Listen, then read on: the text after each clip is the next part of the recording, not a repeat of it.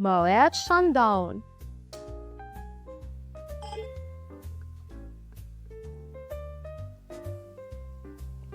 Nectar. What would I pair this beauty with? Rice, because salt and bubbles are soulmates. Welcome to Sip Me Maybe, the podcast about all things wine. We will swirl, sip, and spill the truth about what's in your glass.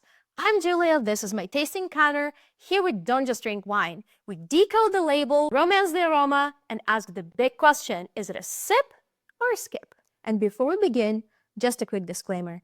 I'm not a sommelier, just a wine lover with curiosity and opinions. This is a judgment-free zone, no snobbery, no side-eye, just good vibes. Hey, wine list scares me sometimes too, and full support in pairing champagne with fries.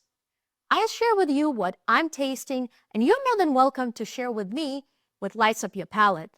Let's sip, learn, and enjoy the pour together. Today's pair, Moët Chandon. Let's talk about Grande Dame of Celebration. This bottle right here doesn't whisper luxury, it sings it with golden foil and bubbles hidden inside.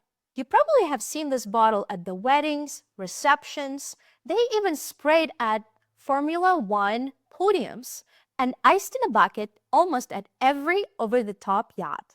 But beyond this frame, what's actually inside? Moët Chandon is actually produced in Épernay, the heart of French Champagne region. But what makes Épernay special? Actually, the secret is in the soil. This chalky soil makes the vine roots struggle just enough to give the grape character. Cool temperatures and steady rainfall keep the acidity bright, while the diverse vineyard sites give the Moët that consistency that we love. So let's see what's actually under the cork. The grape composition of this blend consists of 40% of Pinot Noir, red skin grape, for body and structure, 40% of Pinot Meunier for fruit and roundness and softness, 30% of Chardonnay for that elegant freshness. This is not just one-note wine. This is an orchestra, and it has been harmonizing since 1743 when Claude Moët, Dutch in origin, founded the house. Fun fact about this wine, Napoleon actually was such a fan of this wine that he visited the vineyards regularly, and he brought this wine with him on every campaign. Yes, even while he was invading Russia. Clearly, that man had champagne standards. Our friend here was actually the first champagne to be listed on the Paris Stock Exchange in 1962. So let's see what Moët Chandon is hiding under this golden foil.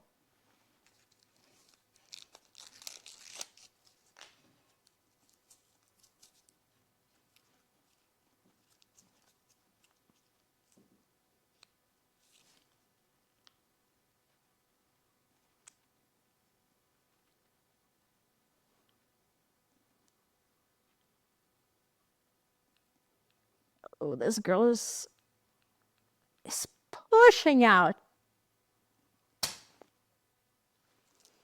Hey! It's always such a happy pop.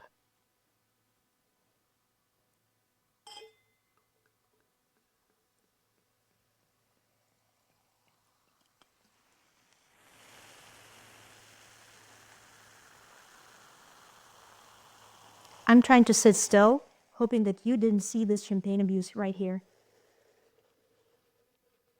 Cheers.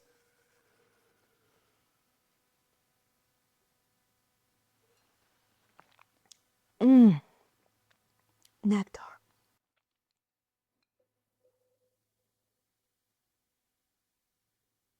So let's see, what would I pair this beauty with? Sushi. The minerality of this wine would actually cut through the richness of the meat. Popcorn, that's a given. And goat cheese tartlets.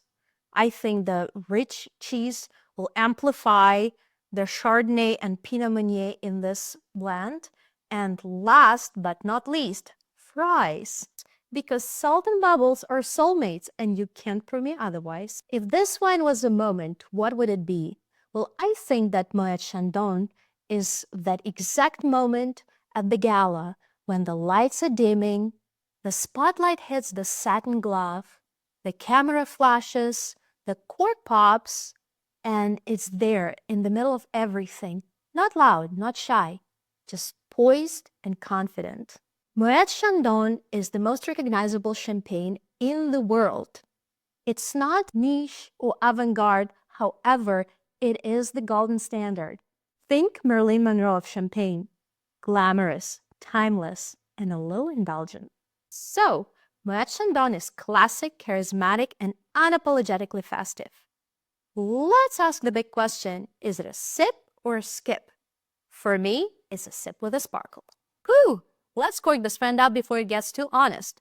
And if you enjoyed decoding label with me today, please hit like, share the pod, and subscribe so you don't miss the next pour. Because every bottle has a story and we're just getting started. I'm Julia, this was Sip Me Maybe, the podcast where every glass has a story and no sip goes unnoticed. Sip wisely and I'll see you next pour.